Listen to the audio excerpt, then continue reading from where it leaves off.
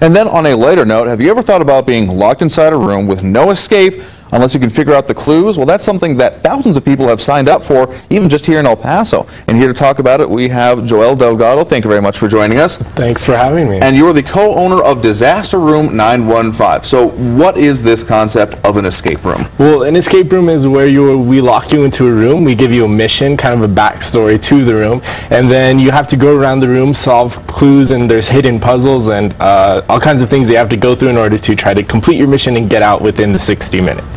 All right, and so we have some video of some of the previous rooms you all have done, including our cartel-themed room. So what is the one you have going on this time? Right now we are running a game called Life or Death. So basically you are captured and kidnapped by a very crazy person, and you are poisoned, so now you have 60 minutes to play his game and try to save your own life, or else you die.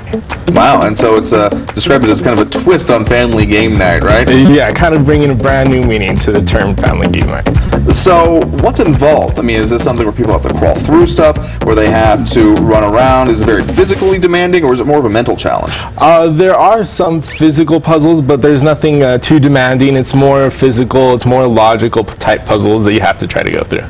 And so, and you all are in a new location now. You just moved from the previous house where you all had been working to a new one on Wyoming Avenue, right? Yes, our new location's at 1715 Wyoming. And we had a little bit to show a little bit of it earlier, and you have one of those rare basements in El Paso. Did you choose the house kind of for that feature? Yeah, for sure. It has definitely a different kind of feel to the room, and I think it really adds to the experience.